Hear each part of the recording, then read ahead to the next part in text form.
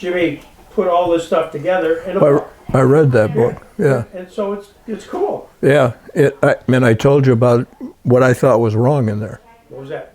About Mormor dying, living with what would it be, CS? Yeah. When she died. Yeah. And had been living there right along, but she was with my grandma and grandpa for a long time. Was she really? Yeah. On Pershing. Okay. And that would be Eric and Sigrid. Yeah. Yeah. Yeah. Camera, I'm speaking with David Erickson, the eldest son of Walt Erickson, who was the only son of Sigrid and Eric Erickson. And that sort of ties that in. I'm going to give a little narrative, David, and that's why I didn't want you to panic to think, gee, I need to know this stuff, because I had to look it up. I was trying to remember it last night, and I do remember most of that. Yeah. And Sigrid was a sister of my grandmother, Edith Erickson Carlson. And Sigrid, there's pictures in the book here, grew up in Smedjebakken, Dalarna. Mm-hmm. And there's a picture of her in the book. And she came over here in 1909, age 22, with her brother Joseph. And then sort of, she lived with Edith and CS when she first got here, she and Joseph.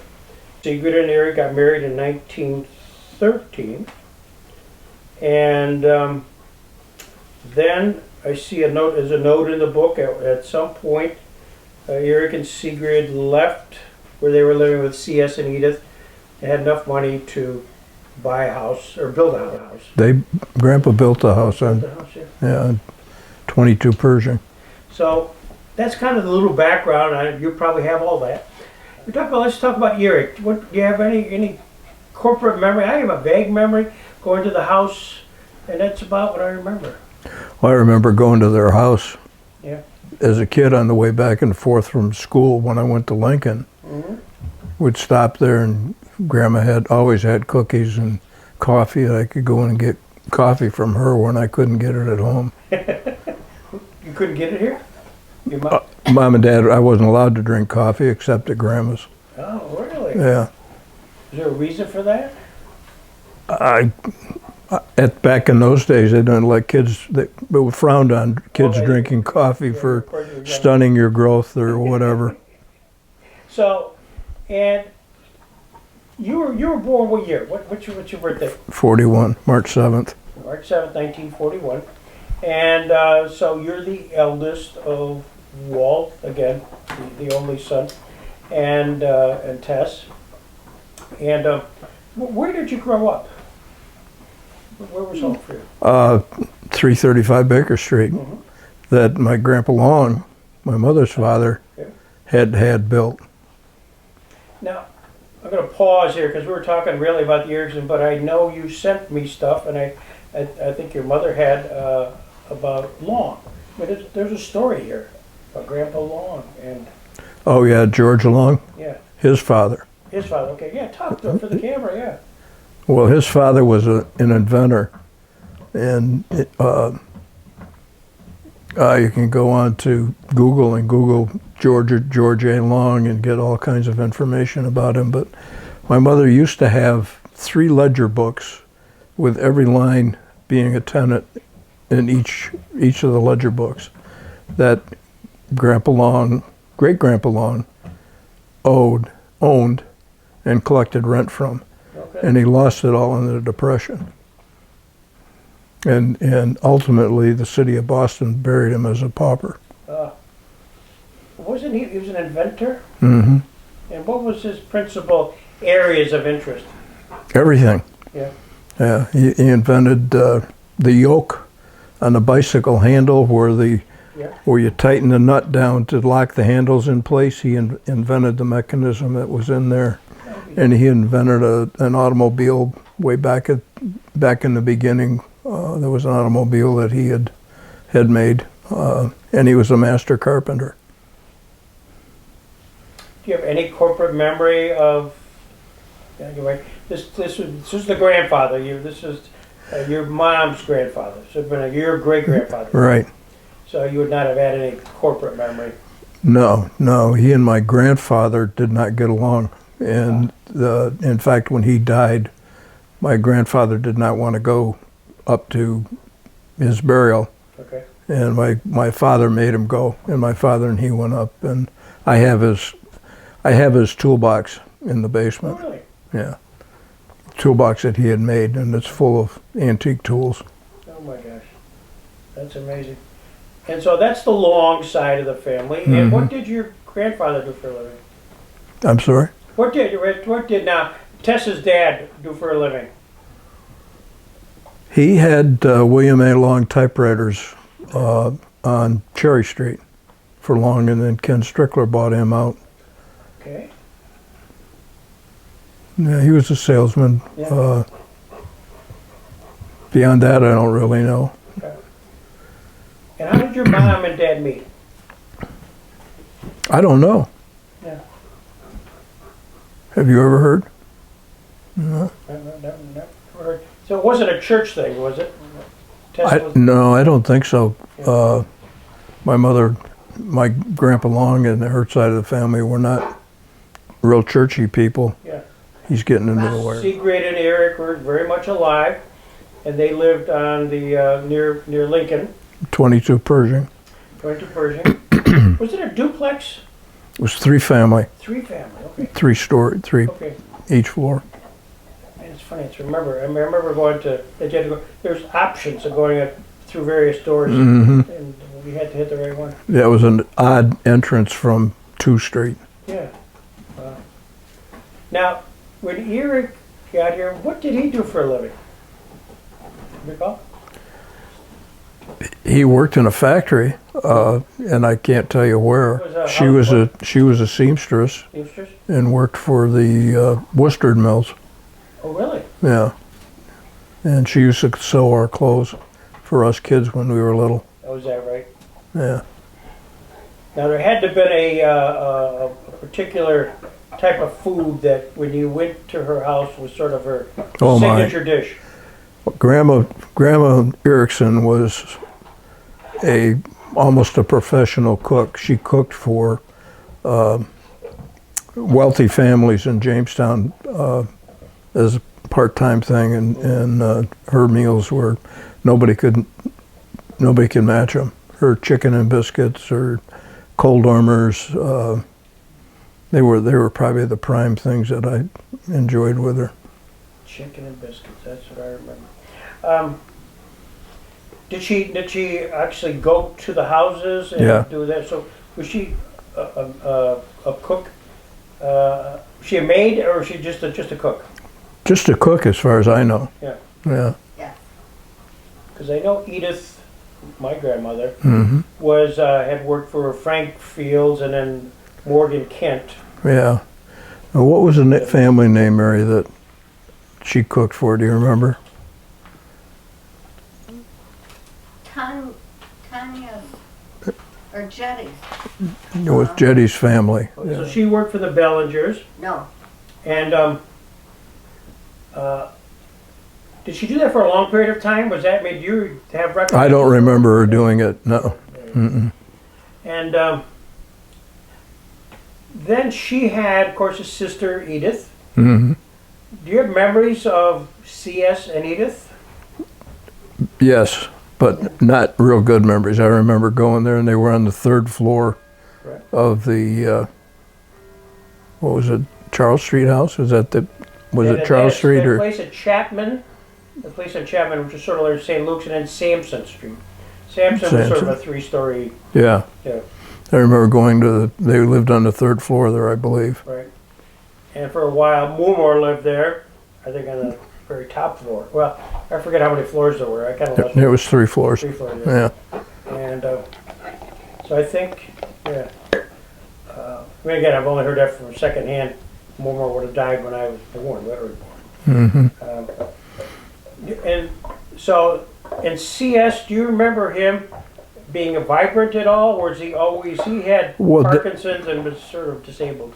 Dad worked for CS and Hank down in the city market, and so I remember seeing CS down at the market, Oh. going in there as a kid. Mm-hmm. Yeah, Did he give you a hot dog? he probably did. Yeah, I remember getting hot dogs down there. Remember Hank, here, I take a hot dog. So, did you have any sense of him other than sort of working with your dad? Your dad worked with him? No. One of the things that, when you were growing up, was the church part of your world at that time? It was. Chandler Street? Yeah. Went there as a baby. Yeah, okay. And so, was that your dad's? Of course, that's your dad's connection. Right. Is Yeah. to the church. Well, my grandma and grandpa were involved in the church right at the foundation of it, I believe, the starting of it. Yep. They went to a house initially on Baker Street someplace, and then to Chandler Street. Right. Yeah. Shirley Swenson did a lot of research on that, and she's got some pictures of the Baker Street place and then to buying the church at Chandler Street. Oh, really? Yeah. So she's kind of got that she's well covered, and it's worth talking to her about that. It's very interesting. Because the house is still there. Mm-hmm. And I know Dan at some point is saying, we, Hillcrest, should do something. Okay? This, where it all began was this house, still there. You can see the picture of the old Baker Street church. There's the house. I mean, nothing much has changed. Just And I don't know what house that would be. yeah, you have to I have to check with Shirley to. Yeah, get her. She would do that. And so, what's your earliest memories of the church? It was a Swedish then? Did they speak No, it was English. English? Yeah. Yeah. I think the Swedish, although there might have been a pastor when I was a kid that gave some sermons in Swedish. Yeah. The contemporaries of yours that may still be around that were church related, kind of the Chandler Street, are there any that you come to mind that you kind of grew up with in the church? Well, Nancy Nordwall, my mom and dad took, on Sunday mornings, they would take the neighborhood to church with them. And Nancy was one of them, and then subsequently led to Myra going, and then Al joining the church. And Is that how that works? yeah, and another one was John Watkins. Of course, he went to First Lutheran, but yeah, and then Wanda Anderson, Okay. who was Wanda McCotch now, and she went to same thing, rode Sunday mornings to church with us, but then as she got older, she got away from the church and then came back when she had kids, and then wound up getting married and leaving the church ultimately. Yeah. And did they have separate Sunday schools per grade, or was it just a combined group? Do you remember much about that? No, we had separate Sunday schools. Yeah, they had a general Sunday school in the beginning, and then we'd go off to our Sunday school classes afterwards. And one thing they always did was, if someone had a birthday, they had to come up and put pennies in a offering plate for whatever their birthday was. I don't know how long it went. And if people weren't at church, they could verify that they were at church by bringing a bulletin back from wherever they visited, and then they would get credit for that. And they made it was a big deal to have perfect attendance. It was, yes, it was. And do you remember your Mother Day? Was Wednesday nights a big thing with Chandler Street? Wednesday night church service, yeah. And we didn't go regularly Wednesday night. My dad primarily went Wednesday nights. Okay. And Sunday nights too? Was that part of your world? I just... We didn't go Sunday nights. Well, I guess we didn't go when I was a kid, and after we got married, we didn't go Sunday nights either. And did your dad get involved in the kind of governance of the church? Do you remember that? Or your mother? My mother never was. Dad, yes, and I don't think he was a deacon at Chandler Street. He was at Hillcrest, but not at Chandler Street. He he didn't teach Sunday school. But when Lakewood Church was established, Dad was involved in helping get that going. Mm-hmm. And for the camera, that's on next to Erickson's restaurant. It's behind the old Erickson restaurant, yeah. The old, that's right. It's funny how time has lapsed. And was that a difficult decision? I know that my mother was involved and Dad somewhat involved in the decision-making of leaving Chandler Street and going to Hillcrest. It wasn't all that certain that that was going to happen financially, and it wasn't, I've only heard this secondhand, but it was not like it was a big unanimous roar, let's go, because there was some economics involved. You remember anything about that? Your dad talking about it? No.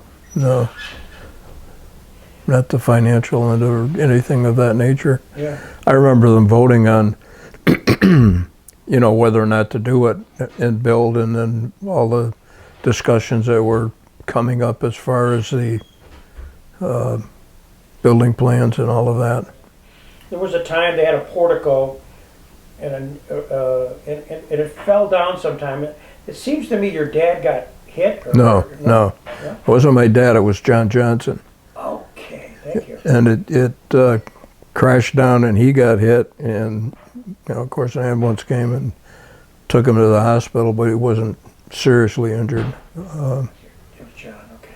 Yeah, it was a rainy, cold morning, and I don't know, someone hit the supports for it and it came down. Oh God.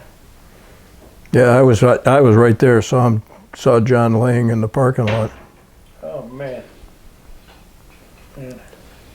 Well, you and Mary have been instrumental in a lot of things at the church. John Kelly. The other thing I remember, because I interviewed your dad, and I'm sure you may have seen that interview. If you haven't, it's out there, and it's on YouTube. And he talked about his relationship with my mother's brother, Stanley. Oh, yeah. And he tells a story, and I don't know if he ever told you this story, but why don't you do it for the camera? Well, he was in Bust-I at the time that Stanley was going to go deliver meat, and he ran out of the market on Main Street, the city market on Main Street, and ran into the side of the car. And Dad felt like a bolt of lightning had hit him or something, and he knew something terrible had happened. And that was the instant that he says that Stanley was killed. And they were extremely close. Yeah. And that I know he told the story, and it was just like almost chilling. Yeah. And that had quite an impact on a lot of people. Certainly your dad. Did he talk much at all? Do you remember any other stories about kind of Walt Stanley stories of growing up together? Any other things like that? Because was there ever a sense, did your dad ever give a sense? My dad was an only child, and that Walt was an only child. That there was reasons for that? I know what my grandparents told me. I don't think so. I mean, purely economics. If that, I mean, that very well could have been the case, but I have no idea. Just a curiosity. I know when he was growing up, they didn't want him to play football. They were scared to death that of any contact sports that he would get hurt. And he still went out and played. And one time he broke his collarbone playing football and went for a few days before he had to tell his mother that he had gotten hurt. And you told about Stanley and when he died. Yeah, that was chilling. The other cousins, there was Stanley, Walt, and then when you go to reunions, and sometimes you lose track of who really was. They're connected. You kind of go to a reunion and you're all Ericksons and stuff. Was there other people he was close to, cousins? Yeah. Well, he was close to the Erickson brothers. Yep. Gunnard, especially Gunnard. Yeah. And Larry and Ike, Ernie. Yeah, they were all good friends. But I think back when Gunny and Jerry were living in Jamestown before they moved away, they were quite close. My mom and dad and Gunny and Jerry. Yeah. And then there's Ernie. And it was Ernie. Yeah. You also have to smile and laugh. If there's ever somebody that got away without my interviewing him, it was Ernie. Do you have an Ernie story that you could share? Just that he told me one time he was selling for Gerber, and he and his boss would go to grocery stores and stock the shelves with the Gerber baby food. And he said they would play tag on the highway. They each had their car, and they would speed up behind and bump the other one in the back end and then drive away. And but that was Ernie. That was Ernie. Yeah. What a personality. Now, so a little bit about David Erickson. So David said we got you at Lincoln, and then you go to Jamestown High School. Yeah. And you graduate what year? 59. 59. Did you have a sense as to what you might do after graduation? Well, I always thought I'd go into phys ed, but then when I went out to Kent State University, I was studying architecture, and then I had the problem with my arm and had surgery on New Year's Eve, 1959. No, 1960. Yeah, New Year's Eve, 1960, and they took the distal end of a third of my ulna. What manifested this? I mean, I had tumors on my wrist, and that was the third operation to get rid of the tumors, and it invested, gotten involved in the bone, so that they had to take the bone. The doctors told us, or the doctor that I went to, and going to Kent was really the answer to that, because I was on the swimming team at Kent, and the coach sent me to a doctor out there, and he in turn sent me to a doctor in Akron, Ohio, and when he had run a bunch of tests, he sent me to, or he was going to a seminar in California, and he went out there and he discussed it with other doctors in California, and when he came back, they had come to the conclusion that the only solution was to take the bone. Oh. And they said that I could never, if I ever got in a fight, it'd probably break. If I fell down, I couldn't do hard labor. I couldn't do a lot of things that I did anyway. I mean, yeah, you're just envision David Erickson as a guy, Brutus out there. Yeah. Handicapped. Has it impacted you? Has it impacted you? Oh yeah. Oh yeah. Is it painful? Is it like an arthritic thing? Yeah, pain in my elbow. Yeah. Constantly, virtually.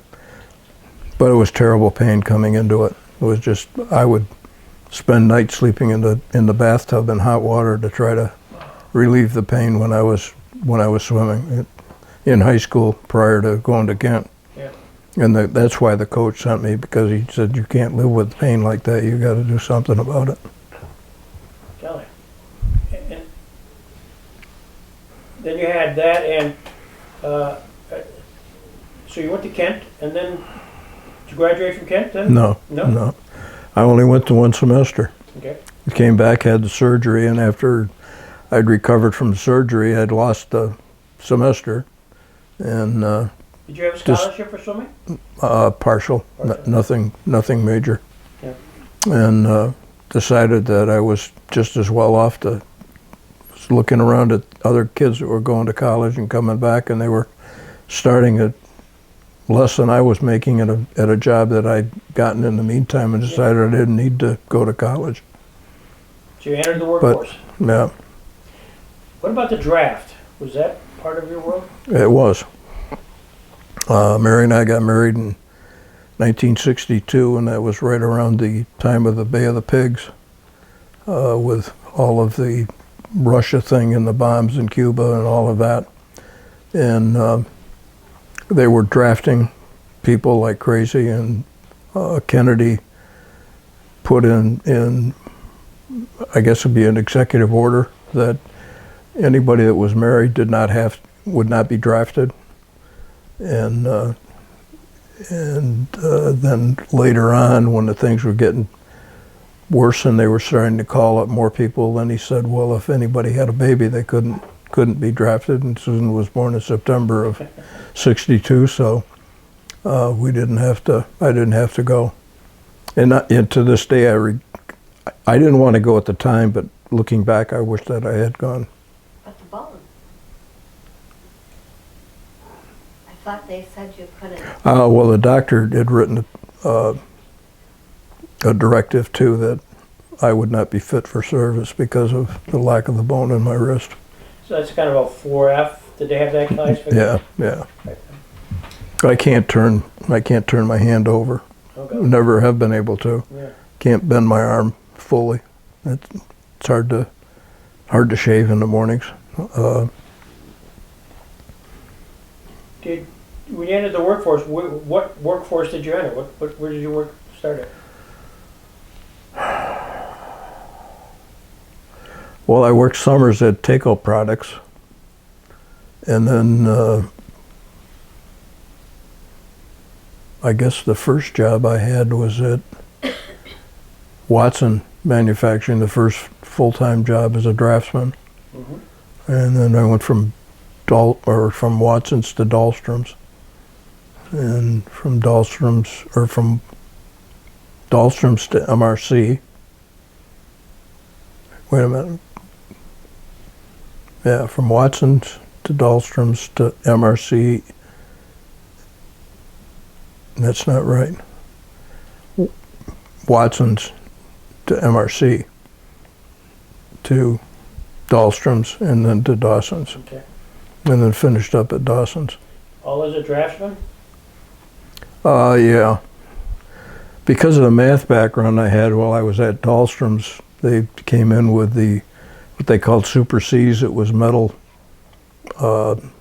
floor joists and metal studs, and you had to calculate out the weight load and what could be carried. And I was the one that wound up doing that because I doing the calculations on. Yeah. So you got to see kind of the rise and the fall of a couple of industries there. I did. Watson's, Taco. I don't know much about that. Where was that located? In the Watson building. Okay. Yeah. And then, of course, Dahlstrom's, that Quinn Anderson time period? Yeah. It was right at the end of, Quint was there. And Sherry Cadwell actually got me the job, I think, at Dahlstrom's. I'd been laid off from Watson's, and I knew there was an opening because John Watkins' father had passed away, and he was a draftsman there. And I was going to be hired as far as everybody knew. I mean, the boss said I was going to be hired, and then all of a sudden it went away. So I called Sherry and was all upset about it, and he called down there, I understand, and I got a call probably the next day and was hired. Sherry was connected. Mm-hmm. Oh yeah. And say that. Kind of like Greg. Well, I learned a lot. I mean, this is not about me, but when the time is come, and I got to talk about me and tremendous influences, outside the family. Outside the family, there's no question Sherry's at the top of the heap. He was a great guy. Yeah, just right. But he was connected. He really was connected. But he didn't wear it on his sleeve. Yeah, no. Mm-mm. But he could pick up a phone and somehow, there's called laser messages. Right through. Yeah. And so, one of the pieces that Mary was telling me about was you almost bled out. So what's that story? Well, when I was 6 years old, no, I had to be older than that, I was going to Lincoln, and we were home for lunch. And one of my chores around the house was to put water in the furnace for humidity.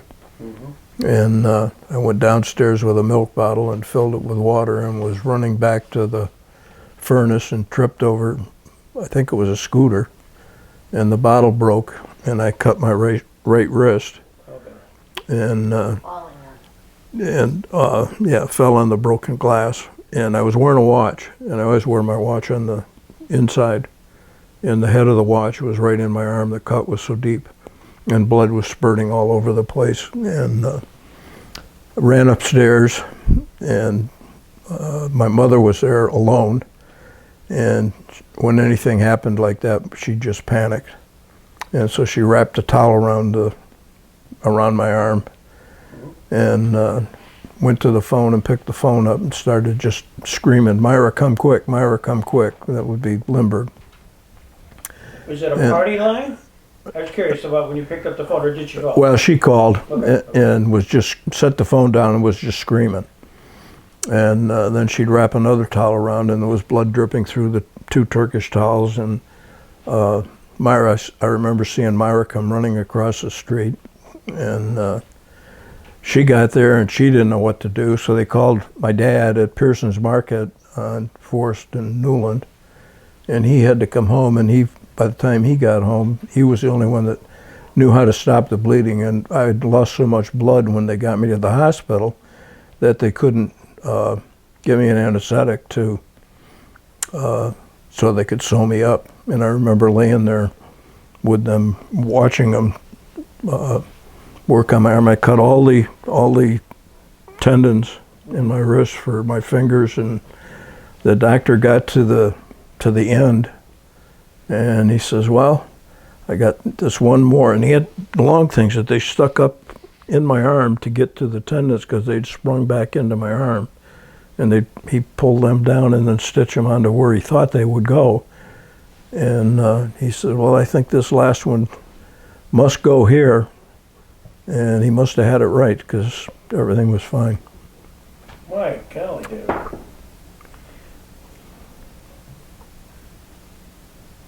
That's an experience, man. Yeah.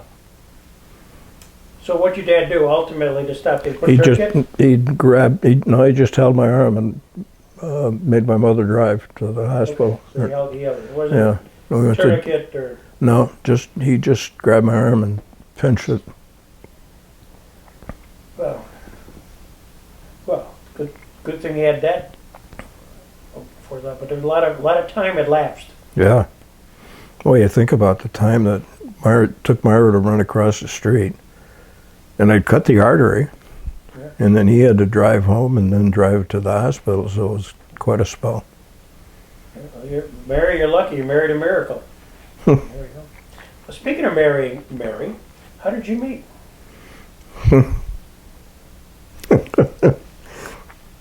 That's a story. I met Mary at a baseball game in Jamestown, down at the stadium. John and I had climbed over the fence. John Watkins. Yeah. And Mary and Forrest Corey, her boyfriend at the time, were sitting in the stands, and of course John and Forrest and I were all on the swim team together, so we all got together at the game, and I met Mary there. But if she'd have known who I was when I called her up and asked her out, she wouldn't have gone with me, because there was a guy walking by that we knew, and he had a box of popcorn that we took away from him, and John and I ate it. You stole it. Yeah. You didn't have any money. You jumped the fence. You're not whole gang guys. So it's a good thing. So when you called her, you disguised your voice? Did you do? No, I had no idea that, that's something she said later on. That at the time, the Youth for Christ at church, we'd had skating parties, roller skating parties, and I asked her to go roller skating. It was our first date, I think. And then subsequently, we went to a movie, a next guest, I guess. And then quite a few roller skating dates. Those were at Celeron? Russell Russell, yeah, okay. and Celeron. Yep. Yeah. Never Midway. I don't think we ever skated at Midway. So you're a skater, she's a skater. Not really. No? She'd rather ice skate than skate. Is that right? Or roller skate, yeah. So if she were in front of me right now, where did she ice skate? Roseland? Or Allen Park? Park. Roseland or Allen Park. Yeah. Not Roseland. That one down. Wasn't that Roseland? No. Down Roseland's over on the north side. Downtown Jamestown had down at the Endress Heights. Endress, okay. Yeah. I go two places. Endress, what I remember is the coal, because the Jamestown Board of Public Utility steel, or the plant for the electricity, and coal. And the Endress ice was nearby, and it was not uncommon when you're skating that you get those particles. Yeah. You're skating over, in and around particles of that. Hence Earth Day. Oh, golly. So you met. Did you get on your hands and knees and ask for permission to marry her? No. Just actually, one coming up on Christmas one year, Dad came to me and he says, "When are you going to ask Mary to get married?" Your dad. Yeah. And I says, "Well, I'd like to, but I can't afford to buy a ring." And he says, "Well,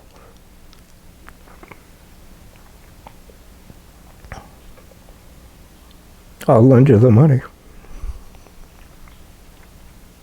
Wonderful. So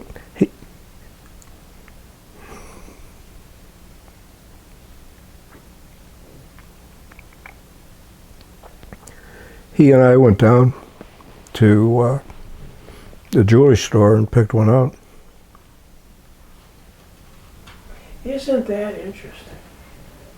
That your dad. I mean, don't really think your mother. I mean, Well, we had dated for 5 years Okay. prior to. We started dating when we were 15. Okay. But normally it would be, if anybody would go down to help pick out something, it would Yeah, it'd be the mother. be mother. Yeah. Yeah. Was that did that surprise you, or is that your dad? Was he tuned into that kind of? You don't necessarily think the male that doing that, but just day-to-day stuff. Is it? Yeah, I think so. Yeah. Wonder if that's. Anyways, I think it's wonderful. It's a great story. I love it. I wouldn't have guessed it. I think my mother was just so involved with all the raising the kids that my dad was.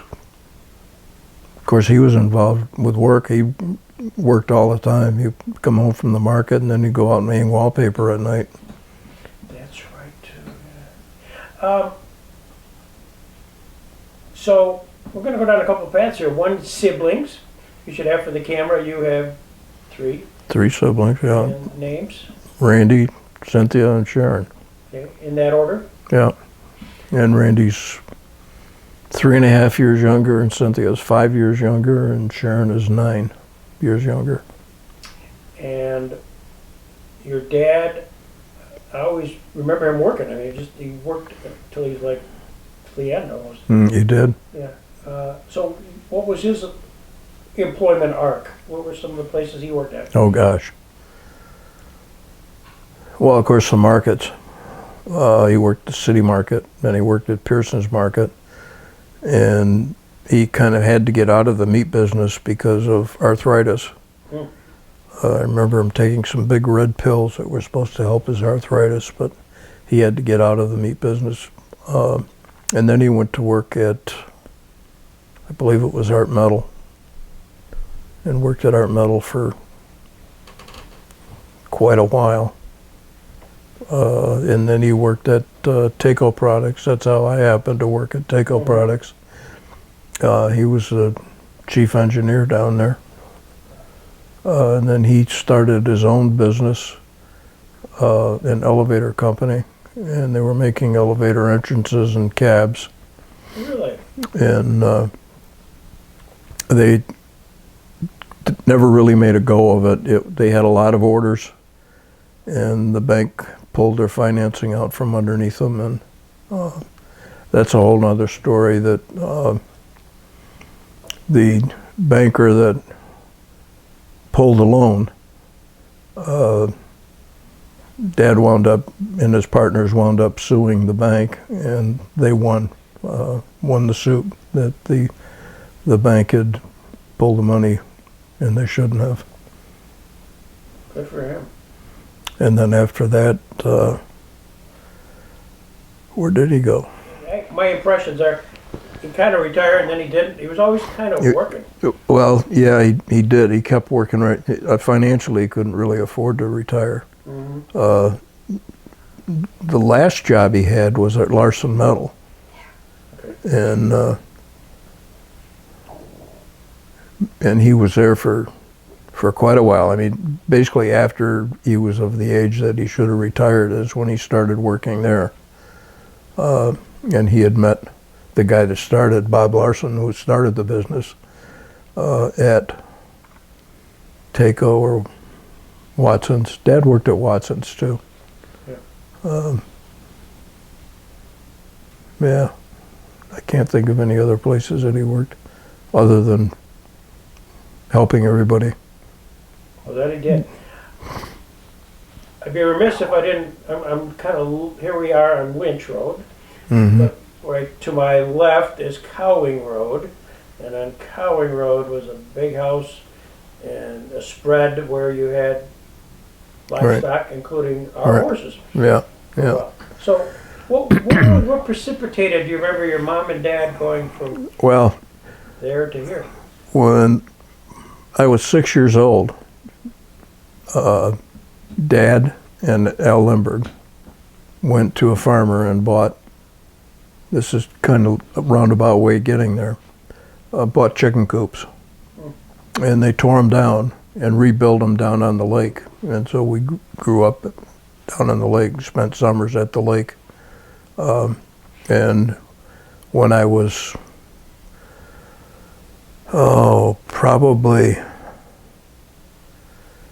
been in 1958, he sold the cottage because the doctor said that it would be good for Randy to be on a farm, and couldn't keep the house on Baker Street and the cottage or the farm. Away, right? Yeah. And so then we moved out to the farm, and I was only there a couple years, 3 years, I guess. Well, but my remembrance is, aside from that, you had enough room where family reunions, if you will. Oh yeah. Were there. Well, the farm itself had 45 acres of land, and so when we got married, they gave us 4 acres. That's what this is? That's what this is right here. And Then we bought. later on, he sold next door to the north, 5 acres or 6 acres to Vern Hansen. Okay. And we later bought it back from Vern, so we have 10 acres here now. Got it. So this is part of the original Mhm. J. Walter, by the way. Yeah. J. Walter Erickson. Interesting. And then Dad and I built this house. Wow. Yes. Incredible. And the farm, did you have livestock, or was it just? We did. We had a couple sheep, bleat and blat. We had some pigs. They were gonna. When they bought the farm, it had a big building that they had raised chickens in, and that's how they were going to pay for my college, with selling eggs. And they had a barn full of chickens, probably 200-300 chickens they had in this barn. Wow. And ultimately that went away, and then Dad had I think the most cows, Holsteins, that he had was like 13 at one time. And then we always raised a beef and slaughtered it once a year for food. After we got married, I had a beef, a whiteface, and Randy had an Angus, Black Angus. Really? And then we had horses. Yeah, like I said, you had horses. Obviously, we took advantage of a couple stalls. Mm-hmm. And I got that was for the camera, 1964-5 time Yeah. period, when my dad's parents both died in 64. And he was kind of, only now do I know this, he was kind of lost in the sense of not knowing exactly. So he bought the camp, Right, and there was nothing there. right. Except the first thing he really bought was a horse, and got a corral and Yeah. a place they had to put it, and it was here. Yeah. And I worked with John Johnson in building The A-frame. your A-frame out there. Did you really? And I know I was. He had hired John, and then I was unemployed, and Oh, let me go out and work there. well, we got to give you much more credit then.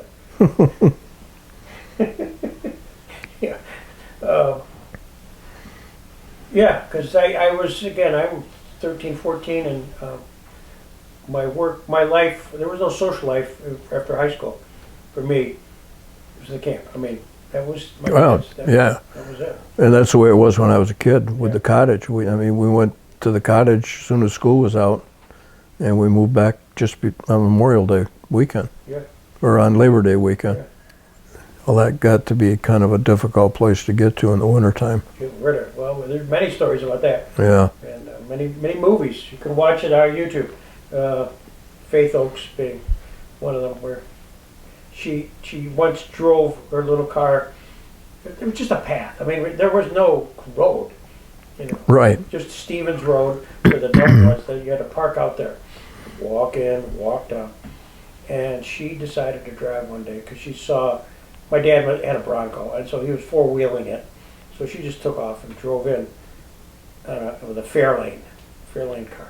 I mean, there's no way it was ever coming back out. So we're looking, and you remember Faith Oaks, like, Oh, yeah. lovely, bubbly, Yeah. hey, what are you doing here? How are you think you're going to get out of here? And that was an afternoon. Get a tractor and all this. I digress. Yes, the camp was, but yeah, we'll give you credit, architect. What a plaque. Not architect. No.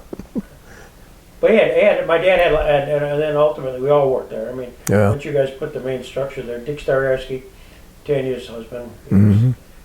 was put up there. He came up there a lot, and we were just free labor.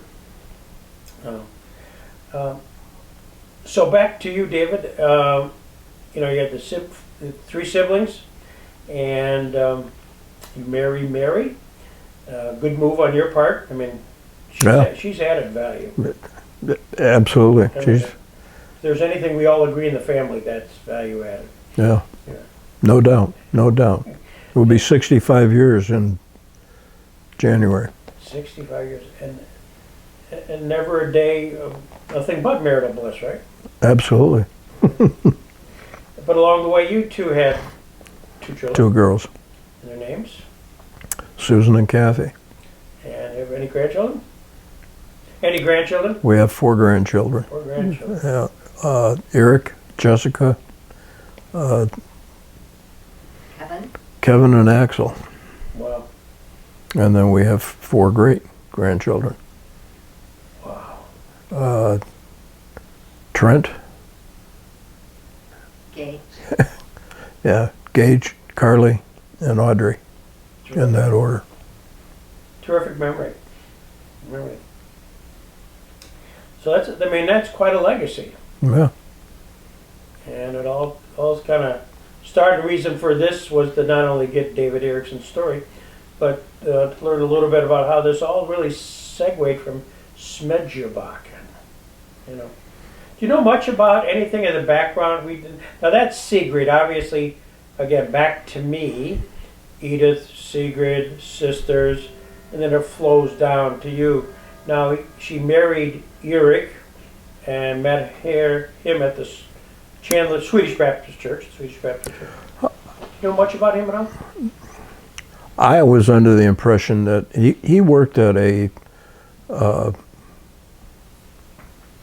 some kind of camp, and I was under the impression that they met down in Pennsylvania someplace, not at At a church? not at church. Could be.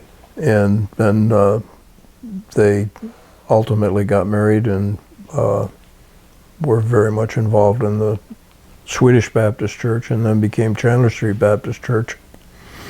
And Grandma and Grandpa she was a cook at the Bible camp out in Ohio. Camp Burton. Yeah, and Grandpa was the maintenance man, and they went out there every summer for several years.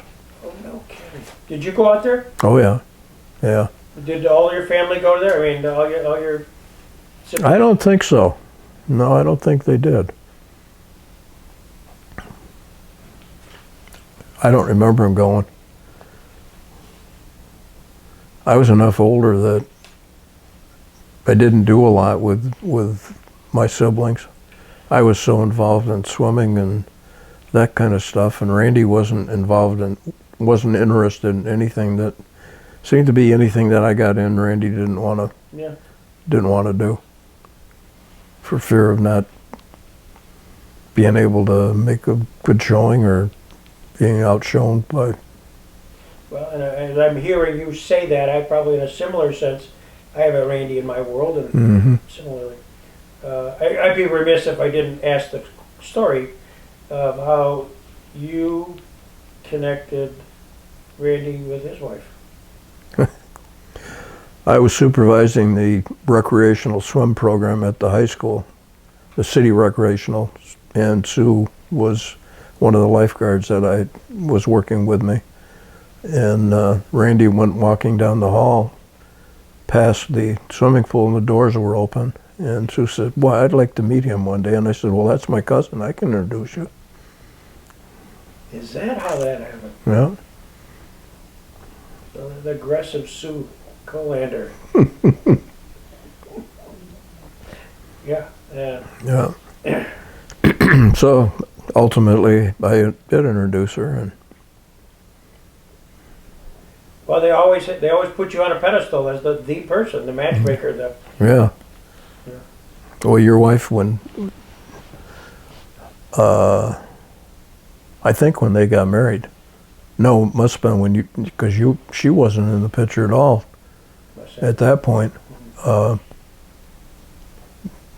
whenever I met her, she came up to me and she says, "You must be a good guy because I understand you put Randy and Sue together." Yeah. That's clearly you're the guy. You get all the credit. Or the blame. The credit, all the credit.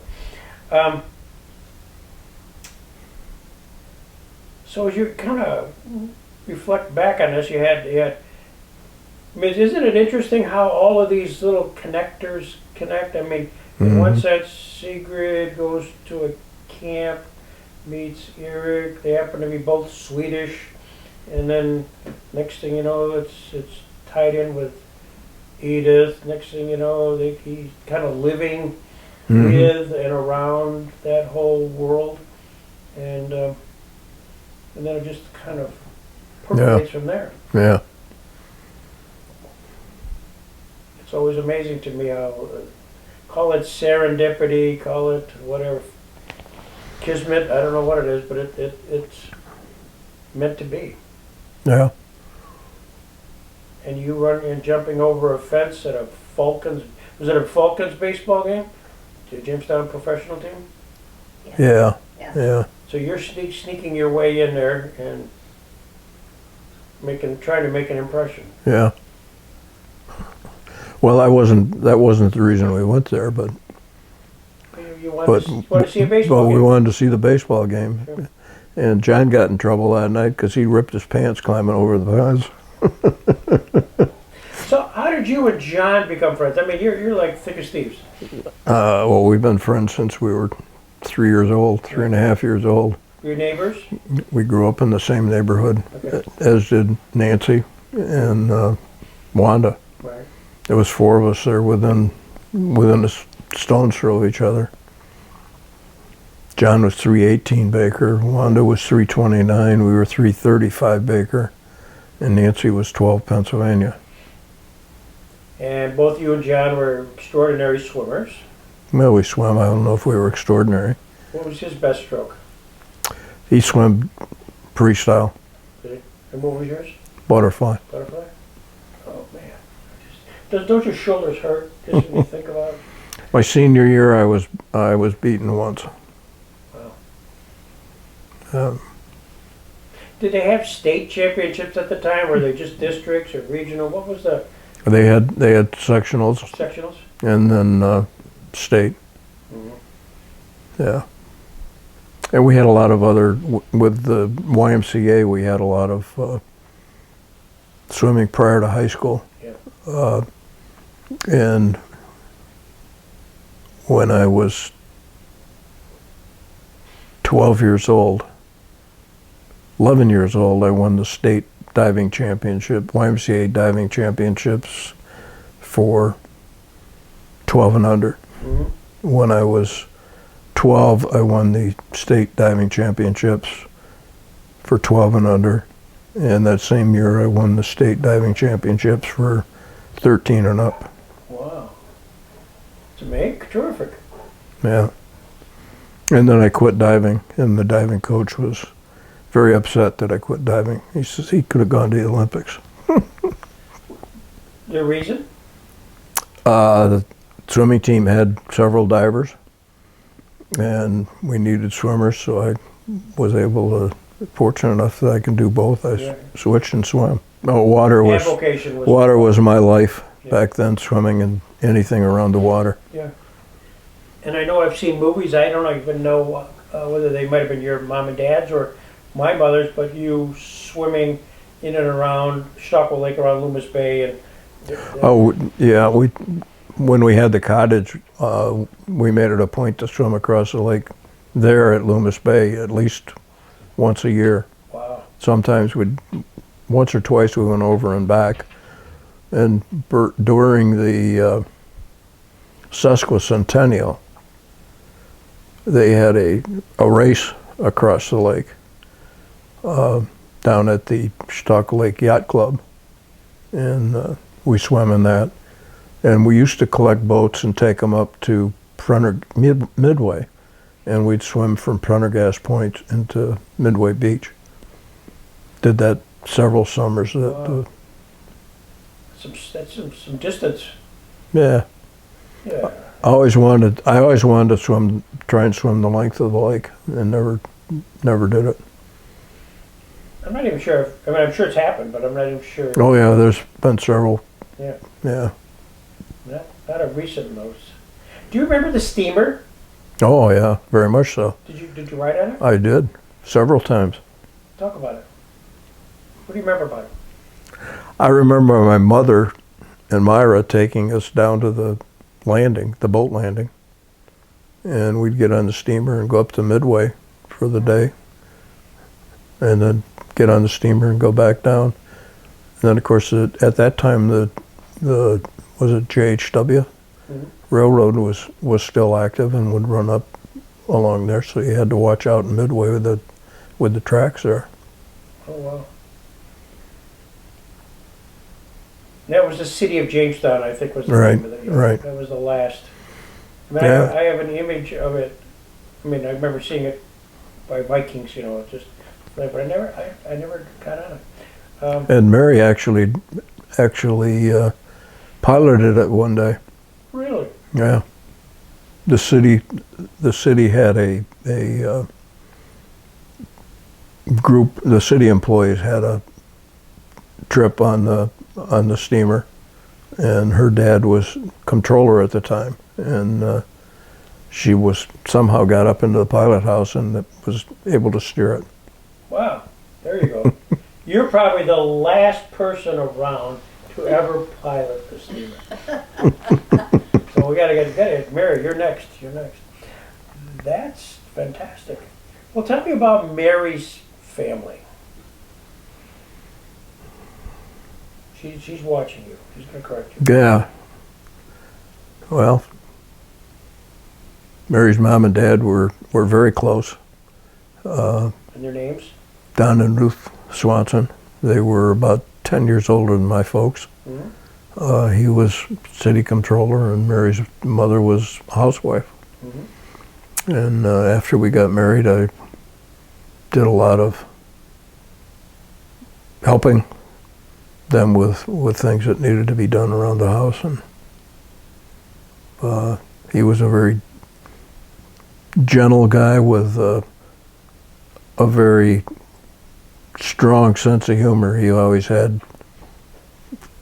some joke, or he was playing a joke on someone, and you could never tell. Like, one of them I think of right off is that they were in the grocery store one day and they bought some dog food for us. They had called and said that their dog food is on sale. Do you want us to pick up a bag of dog food for you? And Mary said, yeah, sure, that'd be great.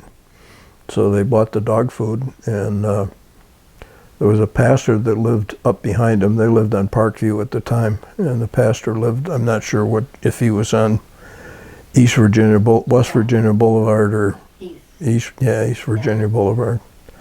But anyways, behind him, and they ran into him in the store, and he says, Don, I didn't know you had a dog. He says, I don't, but we have some wonderful recipes for dog food. And he was always pulling practical jokes like that. I like that. That's a good one. That is a good one. And one year we were all out in the backyard, and he went to one of the girls and said, I've got a bug in my ear. And they said, oh, Grandpa. So he went to the other one and got the same response, and then he wound up going to his wife because he did have a bug in his ear. He says, I brought it on myself. But they would come out and help us with the garden. We used to have a huge garden, and they'd come out and help us plant it and weed it. And We also had a tree farm here. we did. We planted 5,000 Christmas trees over a period of 5 years, and in about 10 years or more we started selling trees, and sold trees for probably 5-6 years.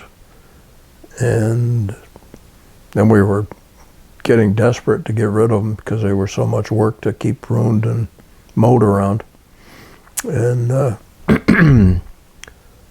guy came up one day and told Mary that the fellow with him would like to buy all our trees. And she said, well, wonderful. And she called me up and said, there's someone here that wants to buy all the trees. And so when I got home, he came back later that evening and said he wanted to buy them. And of course the big thing was, how much are you going to pay for them?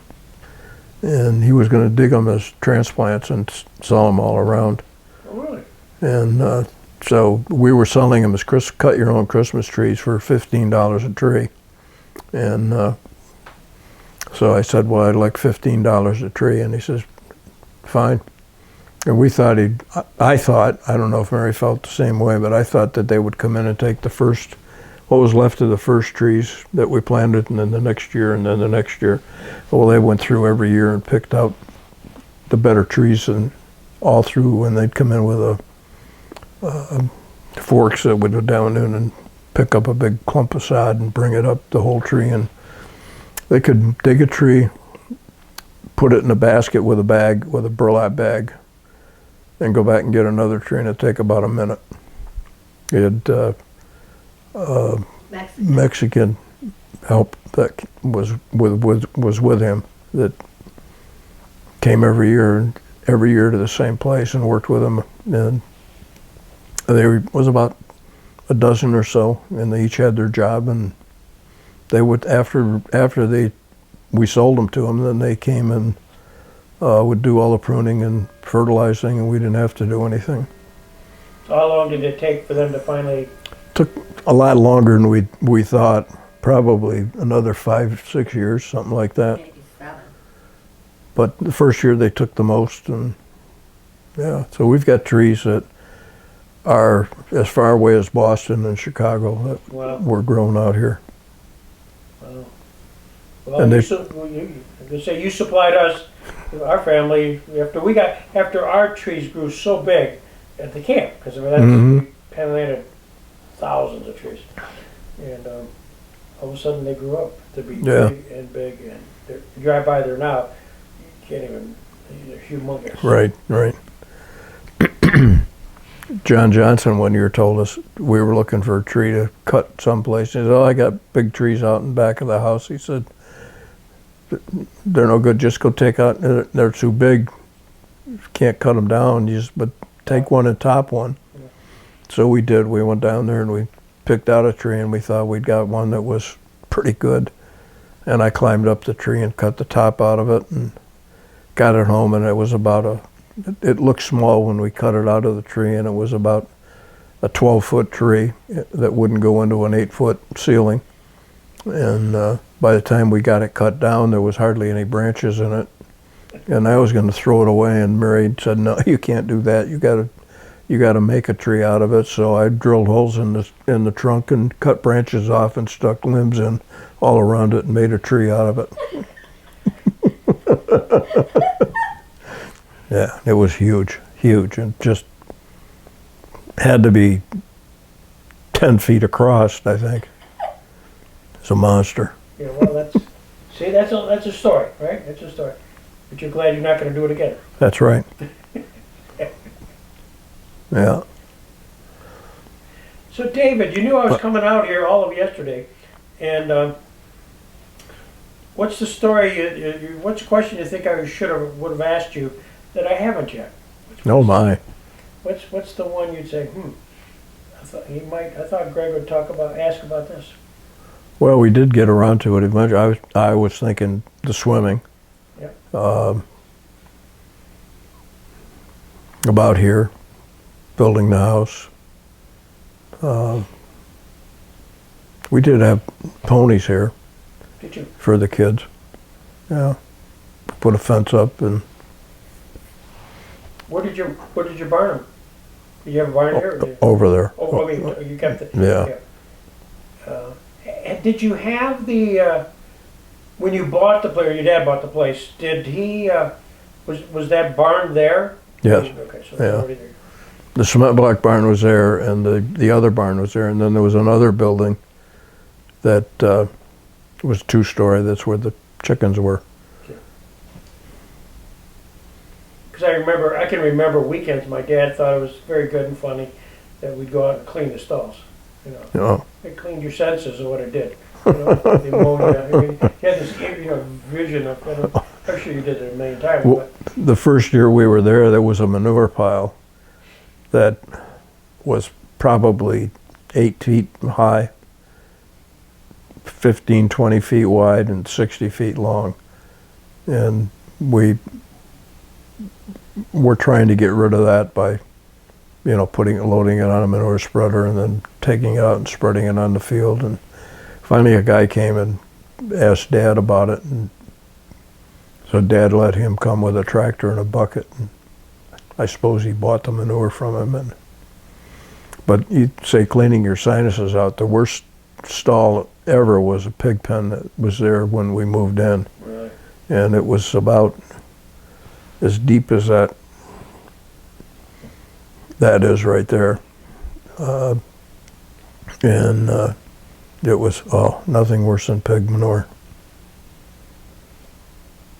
It cleanses. I mean, if your sinuses were an issue, Yeah. clean them right up. We had my dad's first horse. Our first horse was a Palomino, Dandy, Right. Dandy, and beautiful horse, but it was strong. And you would have no reason to know this, but we put the bit in, and you Bite the lip. Oh yeah. Bite the bit. And then bite the bit, but it would. One time was pushing because we had the screws into the sides of the stall, and it's so strong. She straightened out the Oh, aisle, really? just straightened it out like this, and so it broke free, and then it took off, but it took off into the pasture. I mean, so it was not gone, but I remember that day like, holy cow! Yeah. We gotta treat this. Well, I remember a day up at the Ponderosa. We were up there for a picnic with families, and the horses were in the corral, and you were letting the horses out of the corral, and the girls were on the other side of the gate from what Mary and I were on, and Kathy ran in front of the horses, and the horse knocked her down and ran right over her. Oh no. Yeah. Okay. It scared us half to death. Glad we're hearing about it now, so many years later. Statute of limitations is run, David. Well, it really didn't hurt her at all, other than just a fall. Yeah. You know, but we were afraid that, I mean, his feet were just stomping up and down, just right over the top of her. Holy cow. It's funny. Again, this is not my story, but the first day we got the horse, and it dropped off. I'm sure by your, transportation. Run down the ramp. My dad put the saddle on at the camp, and we had the. If you remember the driveway, it was down. Yeah. It went down and then up and then into the camp. And so, Greg, you get on it. You be the one. You be the first person to ride the horse because you're the oldest son. Perfect. So Donnie was strong, and I'm a football player. I mean, captain of the football team. I can do all this. Right. Well, that was wrong. And immediately going downhill, and Donnie took off. So I'm going further on the back of his neck, further, and all of a sudden, pew, I go flying. I mean, this is the first trip at the camp, and my dad comes running down and he goes, "Oh, what did I just do?" The guy who should be handling the horse wasn't even close. Mm-hmm. It was no contest. Yeah. And so we, I have a similar story. dear. The first horse that I owned went to an auction, and they brought this horse in and said, "This horse likes to run." Well, that's what I wanted. I wanted a horse that liked to run because, well, we got him home. It was a cold, misty day, and we offloaded him at the farm.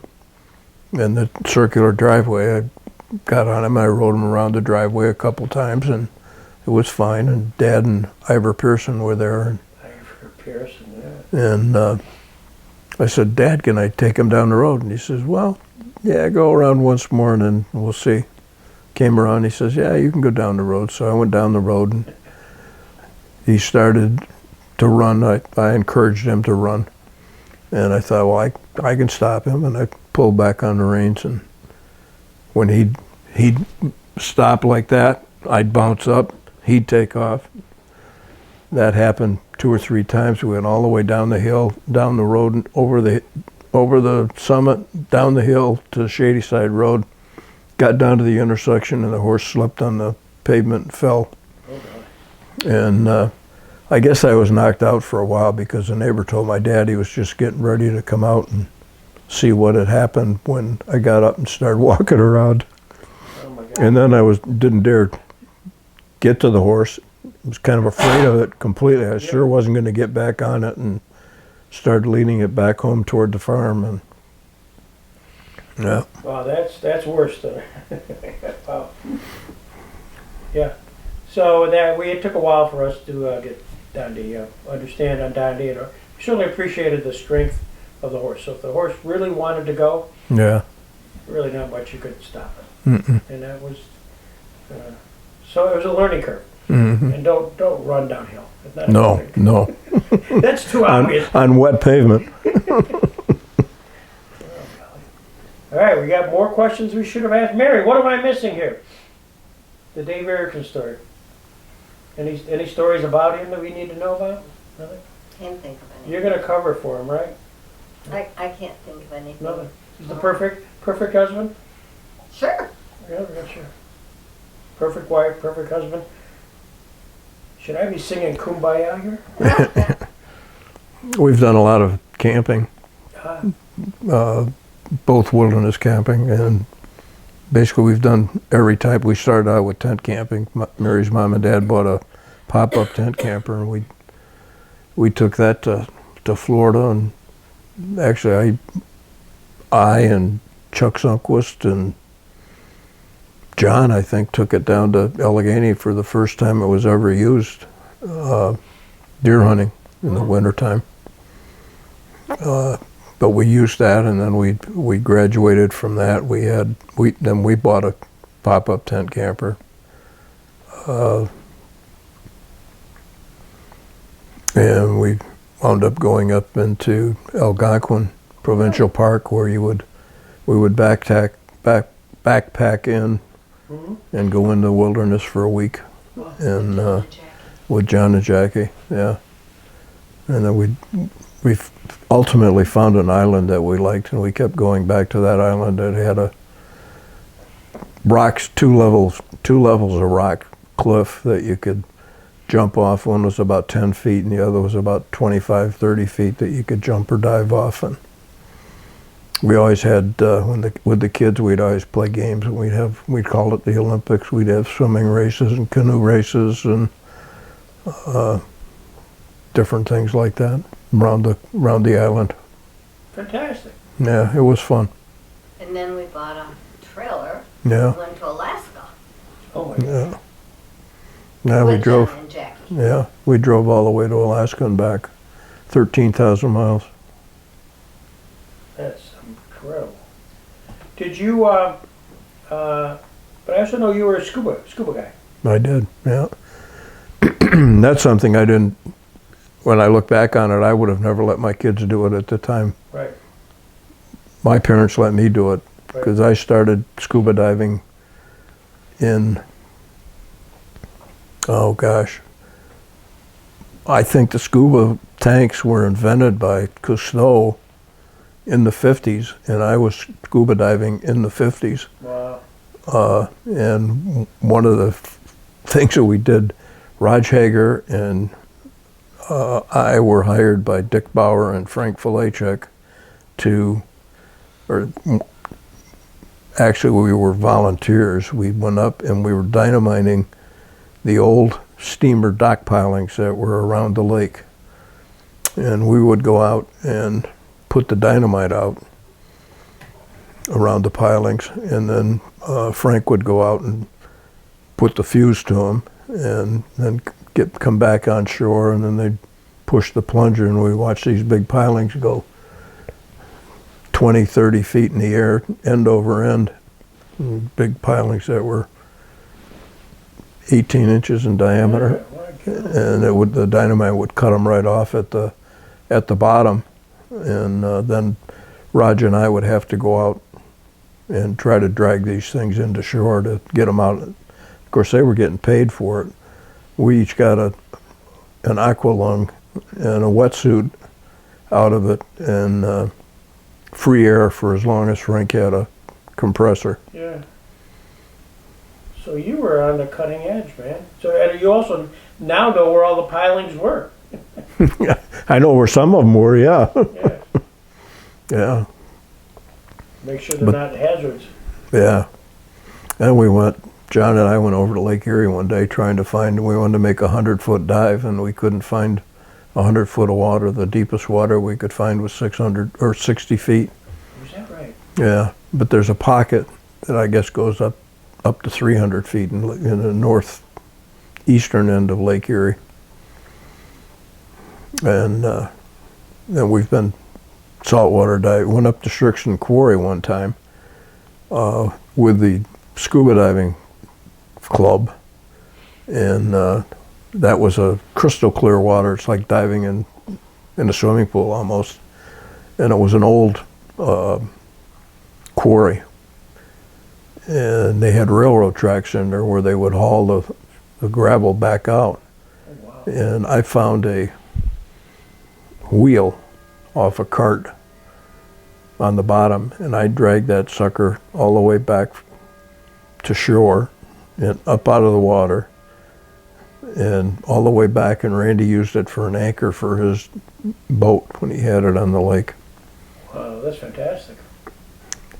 And that was the first time I ever came across a thermocline. When you get to a certain level in the water, within a foot, the water temperature can change 20 degrees. When you put your hand down, you can be in ice cold water, and up above it's not so bad. Wow. Ever get the bends? You don't have to worry about bends with a single tank. You can't be down long enough. Okay. Yeah. And we've done a few saltwater dives, the Cayman Islands. One of the best dives I had down there was with my daughters and their husbands at the time. We did a couple dives down there, and one of them was called Big Tunnels, and we went into the coral at about 50 feet and came out at 110 feet.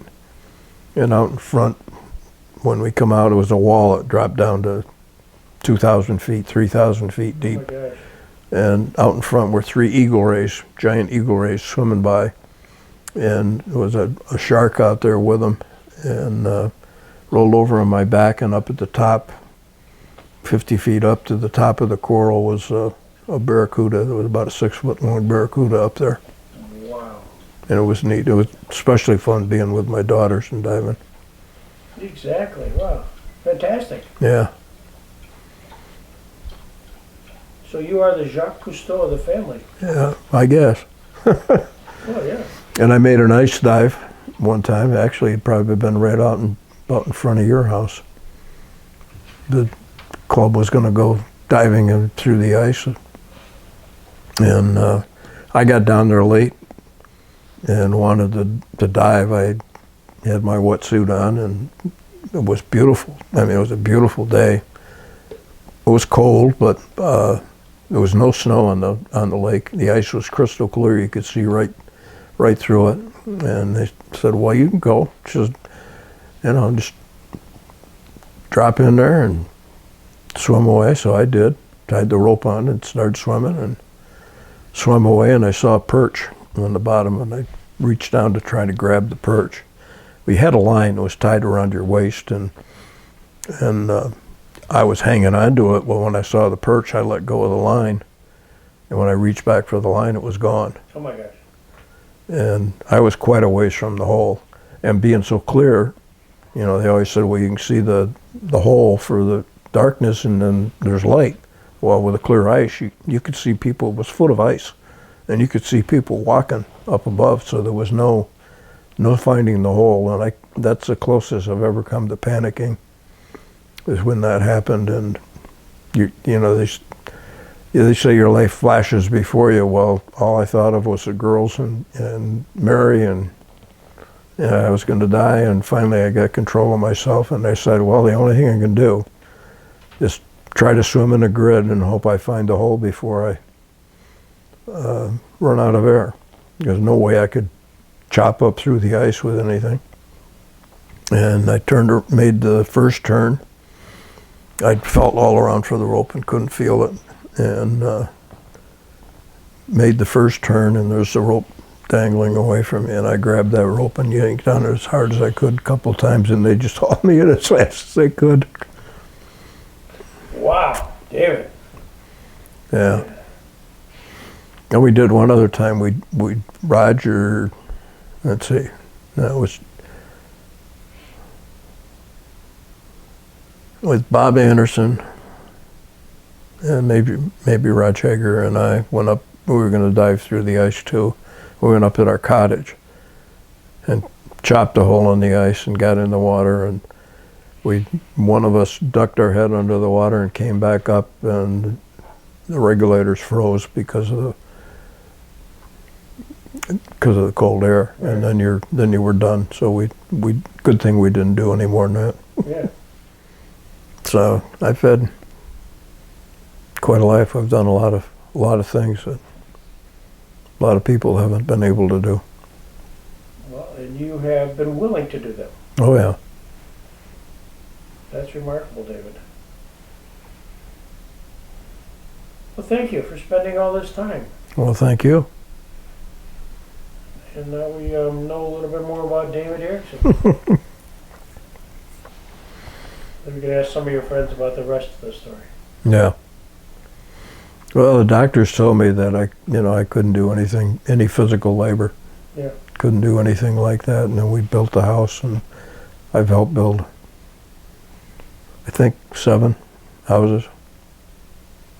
Well, I know one of them. And then, well, that'd be 8. And did gymnastics and swimming and all that stuff. Just didn't let it bother me.